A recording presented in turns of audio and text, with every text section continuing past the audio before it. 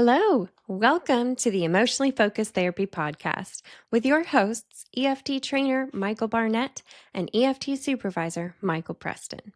Together, we will be exploring the art, heart, and science of EFT. We're excited to bring you this first season of the EFT podcast Foundations, where Michael and Michael will be breaking down the fundamental elements of EFT. Hello, and welcome back to the Emotionally Focused Therapy Podcast. As always, I'm your co-host, Michael Preston, and joined by Michael Barnett. Hey, everybody. Good to be back. Michael, great to see you, as always. Good to see you. You got to go. I'm sure everybody's wondering about the skiing update, right? Skiing update. It was a taste of madness. It was great, though. At 61, I have skied for my first time at a really cool place up in Central California. So it was great. It was very cool. You know, breaking new ground for myself. Well, I'm just glad to see you in one piece. And I mentioned last time I'd share the story about my sister. And the very first time my sister went skiing, and I haven't been skiing, I've only been snowboarding, but she's on the mountain. We grew up in Florida. We didn't have any business in the snow. Very first time she went skiing, she got on the skis. She could not turn at all. She skied directly into a tree, like just within 60 seconds. Skis hit the snow, face hits the tree, snowmobiles come out, drag her down the mountain. She's done. Oh my God. That's it. She's like, I'm not doing it again. Whoa, one and done. So I'm glad to hear that wasn't your story. It was not my story. However, I heard a great saying. I'd never heard this before. Someone was flying down the mountain and was on a run they should not have been on. It was like a very, very steep double diamond mogul run. And they could not hit a turn right, and they went flying up in the air, and their poles and their skis went in all different directions.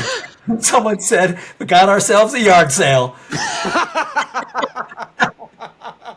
I had never heard that.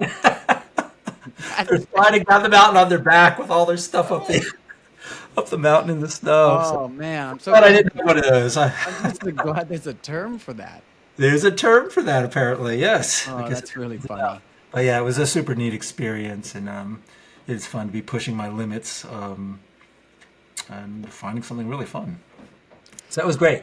Good. I'm really glad to hear it. So we're really excited about today's episode. We're going to be taking people into kind of a high view of stage 1 in couples therapy, in EFT couples therapy, obviously.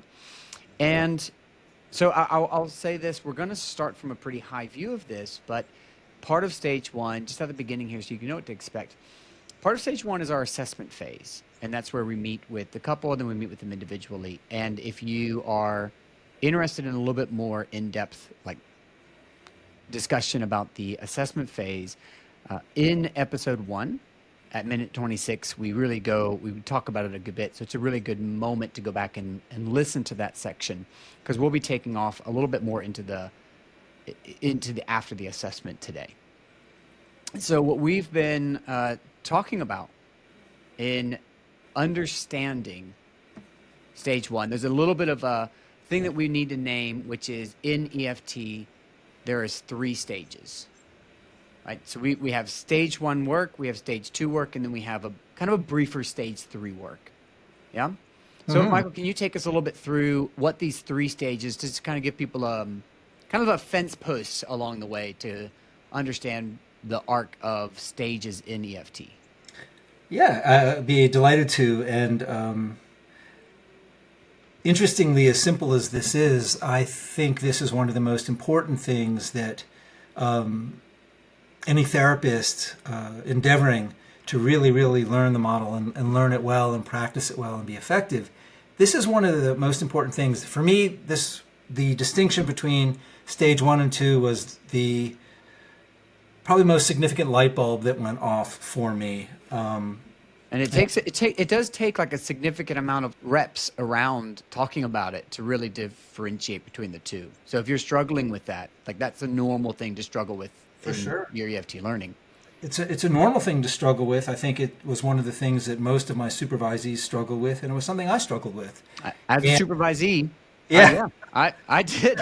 It was like, wait, what is this? How do we figure this out? Are they ready? Are they not ready? Are we already there? What's happening? I remember all of that happening to me under your supervision. yeah, yeah, it's pretty normal and pretty Yeah. typical. And I think it was even more accentuated prior to us using the tango, which we will speak about in a couple sessions, as a way of understanding how we're doing what we're doing. So when it was just steps and stages, it would be very easy to get even more, I think, confused. So all that being said, there are three different therapeutic purposes, if you will. Each one's accomplished throughout each specific stage. And the first one in stage one is about how EFT sees the problem. And this is actually the extent of what the vast majority of marriage and couples therapies accomplish, period. EFT goes to a different level, but essentially we are helping people find a way through the conflict and the challenges within the conflict that create disconnection. We're helping people find a way to connect, and we call that de-escalation. Once that's occurred, that becomes the gateway, when we have markers of de-escalation, to move into the second stage of EFT therapy. And one of the things that I think has really been a great gift to me in a way that I couldn't recognize when I started learning the model is my entire history of training and doing psychotherapy prior to finding EFT was all done in various depth psychotherapies where we're trying to engage and use the human connection to find a profound way of healing old and deep wounds that limit people's experience of feeling alive and purposeful in life. It puts a very low ceiling on that. So EFT will then parlay all of the gains that have been made in stage one, which we will talk about, into a foundation that we can set the stage for partners becoming each other's essentially partners in healing and antidotes to all historical woundedness that happens that impact the way people feel about themselves in a not so great way, or impact the way people might feel isolated in the world and not really trust that other people can be there for them in times of distress. So that is a very unique part. That is a depth or intrapsychic piece of the model, and we don't go there immediately. Right. And then finally, we have a consolidation phase, which is a way of being able to place a very clear and cohesive narrative on the entire arc of people's therapeutic experience, from where they were when they came in and how stuck they were and what would happen, to some of the major milestones that happened where they were healing and growing and they could see a change beginning to take place, to where they are currently with an incredible degree of security and relational trust, where the problems that come up in the relationship are now their problems, and they're leaning in and taking that on together, rather than it being something that turns them from allies into adversaries like it did when they came in. So we have these three distinct stages and three distinct kind of goals of the therapy that really differentiate the stages. And that was really helpful for me to understand. We're always doing kind of, we'll talk about later, the tango, but the moves of the tango are altered in terms of the goals for each move and what we're really attempting to do based on the stage of therapy that we're in and the goal of that stage. No, I appreciate that. It's like there's three distinct problems we're facing and three distinct goals that we have. And you're naming one of them would be when couples show up in stage one, they can't get through the conflict in order to get to connection. Like that's where we meet most people. The conflict is dominating the relationship, so connection isn't possible. Right.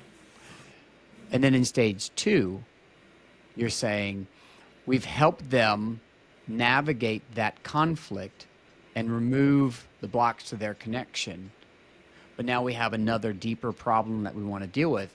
And you were naming even like most therapies stop there. If we can help couples get through conflict, right? That's what they came for.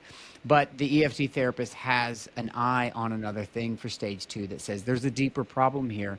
and the problem isn't the symptom of the relationship, right? Which is what happens in stage one. We're dealing with symptoms of this deeper issue that we know is there in stage two. And what we want to do as an EFT therapist is we know from the onset of therapy, we want to help couples push into the deeper issue that's driving driving the conflict. Right. Exactly. And then that's all that gets into all of our attachment stuff, and we love it. But you're saying that becomes our new problem, is we've got to help them find a way to do something different with what's been driving the conflict all along. Yeah. Yeah. Exactly. And then in stage three, it's just helping them hold a different narrative together about this arc this journey. It's kind of like this sweet way of looking back and saying, wow, look at the journey we've been on. Look at how far we've come. Look at where we were and look at the things that we were doing, but look at the level of depth and care and healing that we've done along this time that we've been in. I won't even get into how long it should take. Yeah, right. It's a bigger conversation. Bigger conversation. Yeah. But it's almost like we're standing here and we're looking back and saying, wow, right? How far we've come, what we've done, and what we've healed, and and sealing that in, cementing that in with them. No, exactly. Right. And that last stage is called consolidation. And it's literally that people have a cohesive way of really understanding what happened. It's kind of like a version of when couples come into therapy and you might say, well, what happens where you're getting stuck? And people might often say, I don't know. I have no idea, but I just know we get into this thing like that and we don't know what happens. Right. Well, in the consolidation phase, people have had this amazing experience, but our way of helping kind of bring forward and elicit a clear narrative of where they have been and what the journey has looked like really helps people integrate the work in a really profound way. It is literally consolidating. And that is a really helpful way, that kind of understanding of the overarching arc of where we've been, what we went through, and where we are now. It's really helpful in integrating the work. Yeah. Awesome. I love that. Right. So that's the journey we're taking people on in a very, very, I mean, like that's 60,000 foot. Right? We're not even at 30,000 anymore. We're way up there. So today we want to help people walk through, okay, so if that's the really high view, let's zoom in for a minute into stage one. And you were saying that the place that we meet people is when the conflict is disrupting and like keeping them away from the connection, right? Yeah. And so how do we begin to frame that in stage one when they walk in, and how are we holding that in kind of that high level view again, but how are we holding their conflict as an EFT therapist? What are we thinking? It's such a great question, and it's I think it's really significant the way we're bringing this forward, and your question there is really helpful because I know so often people are like, show me how to do this, show me how to do this. We have couples in distress and we want to really help them. And we have to meat them tomorrow, Michael. And we meet them tomorrow right after this conversation. I'm meeting them today at the end of the day. So Exactly. 12 minutes, right? Exactly.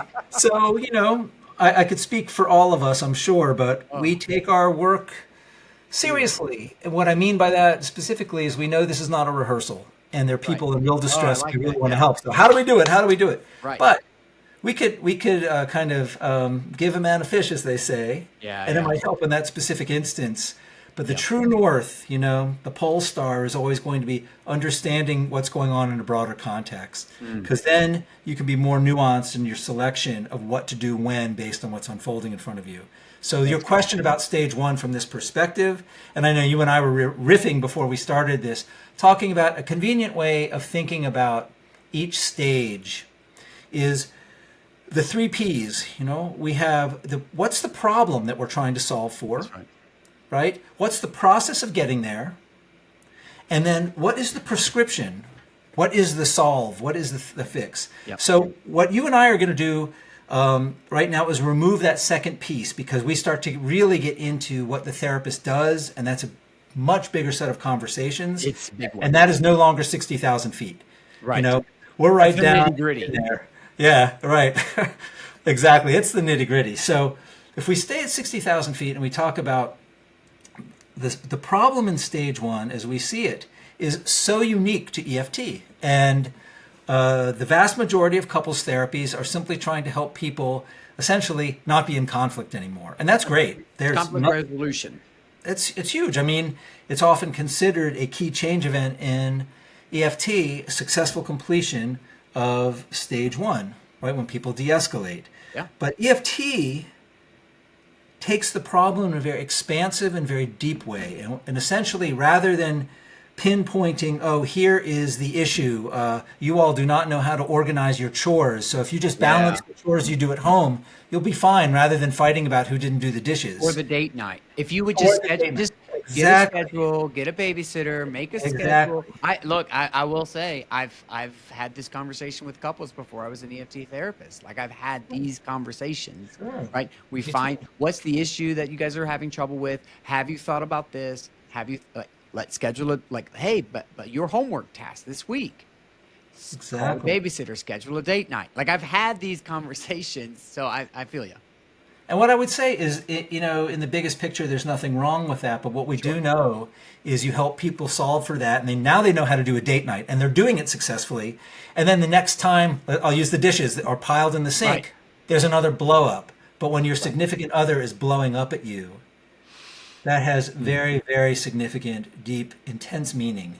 Right. And so we start looking at, over time, the framework, and I know we take this for granted, but it's really important to name, the framework of working with significant others is, they matter more to each person than just about anybody else in the entire world. And their needs for each other are different than just about anybody else in the whole world. Mm-hmm. So when I'm getting blasted for leaving the dishes in the sink again, it's no longer about the dishes, but it's about the meaning that someone I love and I've given my heart to and I trust on this level is blasting me. What does that mean to me?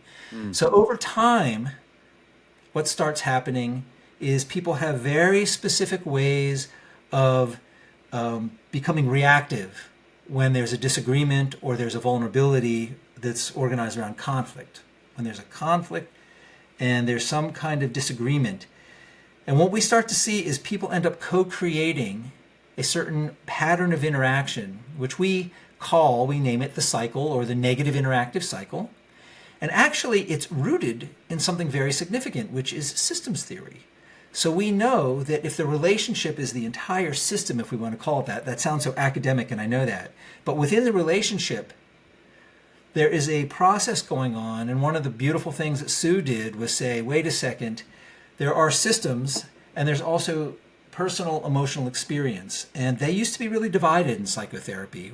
One kind of laughed at the other, didn't really find a place for the other. And she said, actually, these ongoing patterns that get co-created are being driven by a very, very personal, vulnerable, emotional process. And we're going to talk a lot more about that. So she said, over time, this happens again and again and again.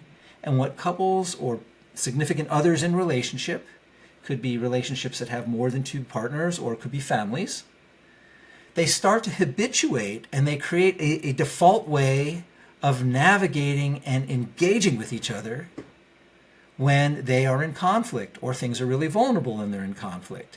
And because it happens so often, it's kind of like that thing, the fish are the last to know that there's water. It feels so normal, people don't even see it. I had one client come in, and he actually happened to be the less emotionally fluent of the 2 partners. And he said, Doc, it doesn't matter if we're planting fescue in the backyard or planting a family. We have the same fight every time. And I'm like, exactly. Dude, you are brilliant. That's it. The whole thing. So we're paying attention to that. And it's very easy to name it in a simple way like we are right now. But these waters run extraordinarily deep. Right. So the goal, the problem we see is there is a pattern that evolves over time. And all of us in all of our relationships have them. And the simple way of thinking about it in my mind is there's an extraordinary difference between a cycle having the couple, which is where we meet people when they come into therapy, or the couple having a cycle. Yeah. And once a couple has a cycle, then we are moving toward the prescription, de-escalation. They know their problem. So that's an overview. No, I appreciate you saying it that way, because I think we've all heard, like, we can have our emotions or our emotions can have us. Yeah. Right? And that's very true. I can recognize when I get angry and what I'm going to do with that, and then I can kind of grab a hold of it and say, "Hey, here's the moment that I'm going to go off track. And if I do that, here's what's going to happen." And I can kind of say I can honor the anger that I have, but also go back and say, like, if I go that way, I can watch what's going to unfold. Or if my emotions can have me, which is I can't do that, and it's just on. And that's Right. kind of what couples come meeting us at, right? Is I often describe the cycle as, this thing that happens, right? And suddenly the breaker flips. It's not this like thing you're aware of and you're both watching it and all this stuff. And you're like, oh, I could make a choice here or make a choice there. But it's like suddenly we're in it, and it's not, there's no stopping it. And both people are in all of their protection, Yeah. and each person's protection begins to tell the other person to move into their protection. Right? And then that creates this cycle is when everybody's in protection, but nobody is in that moment. It's very hard to move towards connection. Yeah, that's the whole thing, right? Yeah. I like the thing about the breaker switch. Thinking about fuses are blowing. Yeah, Right? they are. And for good reason. For good reason. Right? And you think about it, right? Because the reason the breaker flips is to protect the house from burning down. That's the whole. They get too hot. They put too much load. The ampage that's getting created there has to do with the fact that my partner's way of protecting themselves, that behavioral reaction in that moment, specifically impacts me in a way that has so much meaning. Yeah. Because of who they are to me, and that specific style of reaction may open a lot of surprising doorways, maybe from my past, or maybe that people who love each other don't do this, or whatever that is. Sadly, though, that ampage, the meaning, the narrative, whatever we want to call that gets set in motion, often remains outside of people's awareness. And it's so subtle, and at the same time, it's enormously powerful, right? And so when that pain of that narrative gets to a certain place, like you said, the breaker switch goes off, and then there's a reaction, right? Yeah. And that's how EFT is really seeing the problem. There is a dynamic that gets created based on attachment emotional experience, which we will break down shortly. Right. And all of this is usually happening under the surface. Usually couples conflict or relational conflict is trigger, reaction, trigger, reaction, trigger, reaction. And that's all people see, right? But the stories on the inside, the painful stories, people don't tend to share with one another, whether they don't know them clearly, and that's what the EFT therapist will help them do, or whether it doesn't feel safe to share them because the cycle is so toxic and so impactful. And it's so enticing. Yeah. Right. As soon as my partner does their thing, I'm moving to it's intoxicating. It's like this black hole. It sucks all of us in. Yeah. Right. And I appreciate the one thing I'll name, and then we're going to move on for the sake of time here. But what you did name is stage one isn't about bringing people to a place where they don't have a cycle. It's bringing them to a place where they begin to have their cycle rather than their cycle have them. Because I would say that my relationship with Dorothy is a secure relationship. It's a really beautiful relationship, but that doesn't mean we don't get into our own dance. And it doesn't mean that we don't have our own moments where I become an ardent pursuer in times, and she doesn't come like, whoa, let me draw back here and kind of get a clear head. We do those things. But we're also able to kind of go, whoa, we're getting into it. And we can kind of pull the reins in a bit and go, wait a minute. We even had an argument the other day, and it paused when I said, hey, hold on here. We can figure out what to do about this later. But what we both really need right now is to be seen. So that kind of dovetails into what the EFT therapist is looking toward as markers of what we call de-escalation. De-escalation is the prescription. That's the goal. Instead of continuing to kind of lock horns about whatever the topic of conflict was, you put your relationship first. And you said, hey, we're stuck again. How did I just trigger you? Or what just happened? Or could I talk to you, just do a gut check here, or a reality check, because the way you're talking to me is landing in this very uncomfortable place. Is that what's happening? And we privilege the relationship at that point. rather than who's right about solving for the topic or whatever the problem is, right? The Yeah. relationship comes first, and that's how people are getting out from under the conflict pattern or the cycle. Right. And in essence, then they have a cycle. The cycle doesn't have them. That's right. They're taking this on together, but they're making sure that the relationship is intact and they're caring for the relationship first, Yep. rather than trying to solve for the problem that got them into trouble. Right. Right? Yeah, That's absolutely. the hope. That's the prescription. That's the hope, right? And that's what having a having your cycle means, right? And that's right. where we want to help people get to. We're not creating cycleless relationships. They don't exist, right? Right. We're right. helping people prioritize the relationship over whatever the thing is that's driving the cycle. No, that's right. It's like, some of that really interesting Gottman research, since he's done longevity studies forever, about the masters and the disasters. And the folks that he considers the masters who, even in conflict, hold a sentiment of respect and appreciation and care. They privilege their relationship. He was saying, 30, 40 years later, they still argue about the same thing.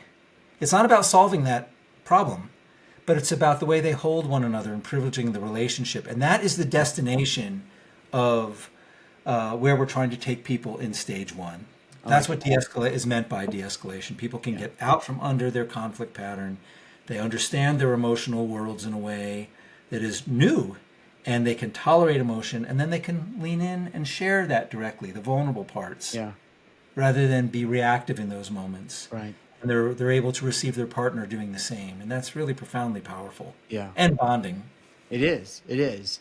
So as we talk about that, it makes me go, okay, so what the therapist has to be able to hold a framework for, right? As you were saying, it kind of gets into like we hold an attachment lens around this whole dance, this dance of, like you said, trigger, cue, action tendency, back to trigger, cue, and back and forth, right? And the part of the attachment lens that we have to be able to hold is that there's a significant meaning, a significant meaning that they're making about what's happening, and then there's an importance behind what they're doing that all comes from an attachment lens, right? Exactly. And then the therapist has to hold, and this becomes part of that like big lens out, so that whatever shows up in our office, whether it's trauma, whether it's anger, whether it's massive depression, it's being driven by an emotion, right? And it's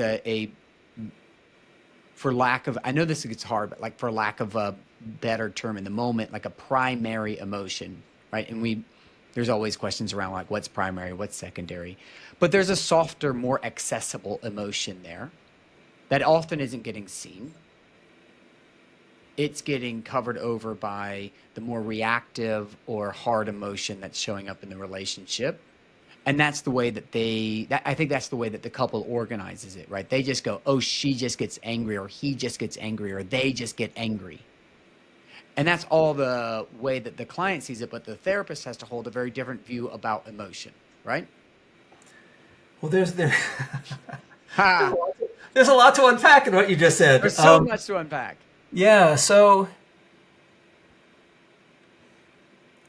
Feel free to slice it thinner if you need. It's emotionally focused therapy, and the reason I'm saying that right now is, at least in my experience, the way we see and understand and hold emotion in EFT is very unique, at least unique in terms of a lot of the training that I had prior to finding the model. And when we talk about organizing things, emotion has a starting place, and that's where people get triggered, right? We would call it the cue.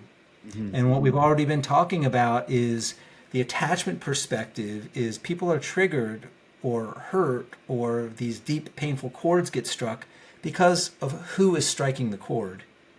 It's the person they love. It's the person they want to matter to. It's a person they want a very different relationship kind of experience than they had historically. It's a person they want to feel a belonging with or respected by, they want to feel safe with.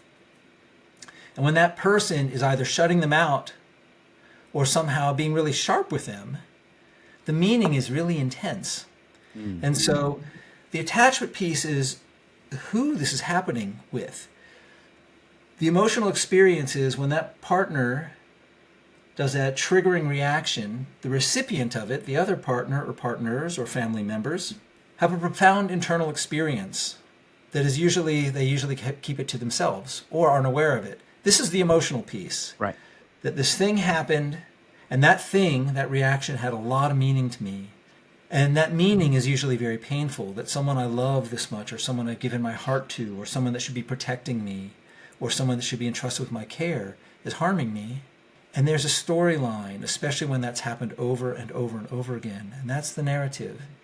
And of course, that narrative is going to be imbued with really intense, visceral feelings. And the core notion about our reactions have to do with the root of emotion, the Latin root of emotion, a movere, right? It literally moves us into action. And what we know from the attachment frame is those actions have a purpose, but they're not effective. Bowlby would say, John Bowlby, the creator of attachment theory, just said that they're either ineffective strategies or effective strategies, not good or bad. But that reaction is meant to accomplish something. So the only reason I'm saying this, and I don't want to get too in the weeds here, but the way we see emotion is this really lovely, comprehensive thing that has a start and it has an end. The start is when I'm like triggered by my partner's reaction, and the end point is my reaction. But there's a lot in between, and that's really the work of the EFT therapist, is to get into the between. What is that story there? What does it mean to you when your partner responds to you that way? You know, and then of course that story that we are helping people get in touch with and make sense of and organize. That's what we mean by organize. There's a really cohesive, clear story, but it's imbued with really painful feeling that people are not bringing to one another directly. Instead, there's an indirect reaction. I'll shut it down and I'll shut you out, or I'm going to ramp it up and I'm going to blow you out, right? And those become really ineffective because the pain that I'm feeling, or the fear that I'm feeling, or the vulnerability I'm feeling gets eclipsed by what Sue would call the emotional weapon, which is my reaction. My pain will never get seen. And as long as I'm triggering my partner and they react in turn, I end up alone with my pain. So when we talk about emotion, there's a really specific way we're framing emotion. And I find it enormously helpful because each one of those pieces, cue, appraisal, which many appraisals create the narrative on the inside, the visceral embodied feelings, and then the reaction we have, those are all doorways into people's internal experience, where I said before, the waters run really deep. And we want to help partners see those parts of one another and be able to lean into one another and share those parts with each other really directly. Yeah. No, it's like you're saying, and I think Sue talks about like this, like emotion is the music of all of it. Yes. Right. And so whether we're talking about the trigger or the cue, like whether we're talking about an action tendency or an appraisal, like how I make sense of what happens, there's a music in the background, right? It's this music of fear that's running in the background, this fear of loss of connection that begins to inform how I make sense of what's happening between us, right? And so the EFT therapist, especially in stage one, I don't know, it's like the music is turned up so loud for the couple, and we're trying to listen for the music that's running, the emotion that's running, like a runaway carriage, right? Oh yeah, right. It's like it's just going away, and they can't pull it back in. And our job is kind of listen to what's driving that. And what we're naming here is that it becomes emotion that begins to organize all of that. That's right. And we're trying to help people get into a space where they can start to see this cycle that's happening between them, and then begin to name what's happening within them in a more coherent sense, so that they can begin, because it's that whole idea of like an organized mind. Like if I can't make sense of what's happening within me, then what's coming out of me is going to be kind of all over the place. That's right. And so we want to help them distill that. And we're always tuning into the idea that there is an important song happening that I, as the therapist, need to be able to hear, need to be able to listen for. And we'll get into this later, but in my validations, in my reflections, in the way that I'm holding this process, I'm helping organize and bring forward that music more clearly. And then we're helping couples in stage one begin to share that with the other one, to share that with their partner. And this is no small accomplishment. No, no. We're not going to go into stage 2 right now, but the work that we do in stage 1 helps people become aware and sensitized to their own inner worlds. They're accessing it sometimes for the very first time. And with the care of our alliance, with the care of the therapist's relationship with each client, people then feel supported and there's someone alongside them and they can turn their awareness inward and they start to discover this emotional world, these stories. And then maybe it's safe enough for them to actually start to feel the pain of that, which maybe there's never been a context for that in their entire life. No safety, no support, no care. And now while they're feeling that vulnerability, they can actually turn and bring that to their partner rather than get reactive and loud, or rather than shut down and go away. And in that moment, we are basing these interactions on felt security. And there's this beautiful thing that starts happening between people. When we move into stage 2, we are borrowing people's awareness of their own emotional world, their awareness of their partner's emotional world, their ability to tolerate and feel more and more and more intensity of emotion. Right. And then being able to talk really directly and share that from a vulnerable place with a partner, which, again, that requires so much strength and courage. So when people have all of that in place, all this incredible work we're building over and over and over throughout time in stage 1, it lends itself to people then directing their attention ultimately inward to the places and the pain, which we'll ultimately talk about working models in stage 2. But this emotional work that we're naming, and you're talking about how that can get so intense that it essentially kind of flips a breaker. Yeah. It's just too much and people get reactive, right? And sadly, it's the reactivity that's negatively impacting each partner. And it's no longer really about the problem at hand. The real problem, the primary problem, becomes about the way intimate partners are reacting with one another, and the unspoken stories that the EFT therapist helps clients bring alive. Okay. No, I appreciate that we're talking about this. We're going to break this into 2 episodes. Yeah. Because we're coming up onto our time here. Cool. In the next episode, we're going to cover a bit more about what de-escalation is and what markers of de-escalations are in stage 1. I think that's an important conversation. I think people really want to know about those things. I want to just kind of consolidate a bit about what we're talking about, right? Because what we're saying is couples show up with a lot of distress, and the distress is all that they can see. And we see that distress, and what they see, what couples often show up with on our office is they're saying, we can't communicate. And what they're talking about is we just can't talk nice. What we begin to hear is there's a music of attachment happening between the two of you. And what is a framework we're looking at this, we started out by talking about what the date night or the dishwasher. And the way the EFT therapist starts looking at this is it doesn't matter if we're talking about date nights or dishwashers. The music is going to be the same and the dance is pretty much the same in general.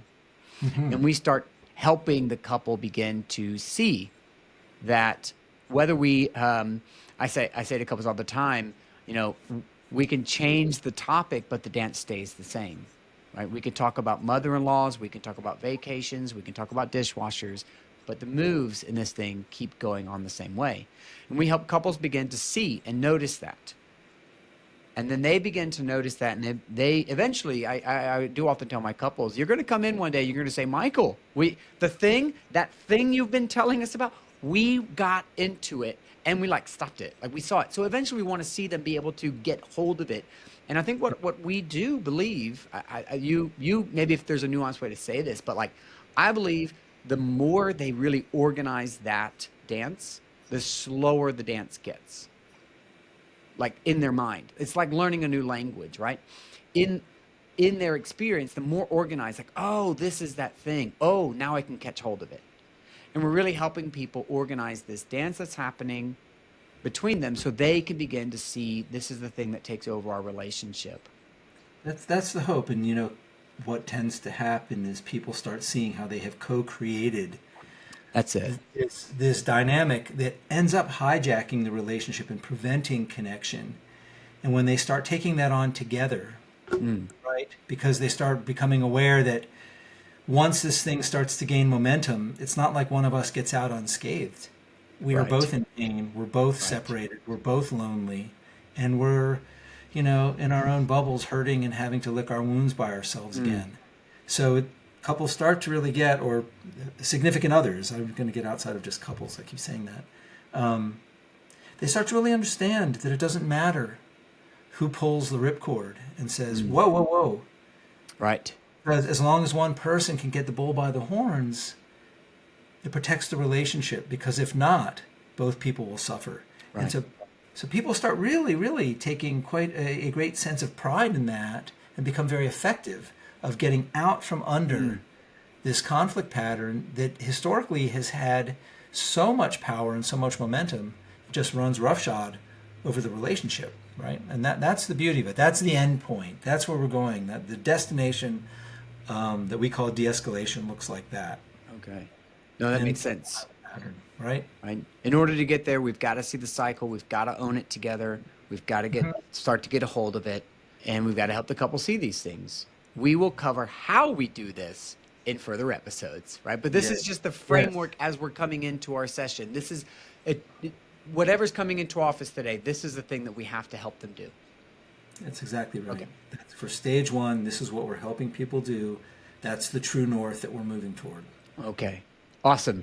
So I really appreciate this conversation. And what we're going to do is we're going to come back in the next episode, and we're going to talk about de-escalation and what does it look like when we start to see a couple begin to settle down and as they approach readiness for stage 2. That sounds awesome. And this was really nice just to riff with you back and forth about this. It's always good. Really helpful to our listeners, yeah. Okay, well, we'll see you all next time. Take care. Cool, take care. Thank you for tuning in to this episode of the Emotionally Focused Therapy Podcast. We hope this podcast is an encouragement for your EFT journey, bringing clarity and understanding of EFT to your work. Don't forget to subscribe on Spotify, YouTube, and Apple Podcast. To learn more about training with Michael Barnett, go to www.michaelbarnettlpc.com. To connect with Michael Preston as a supervisor, go to www.michaelprestonlpc.com. Tune in again next time to hear more of this great conversation.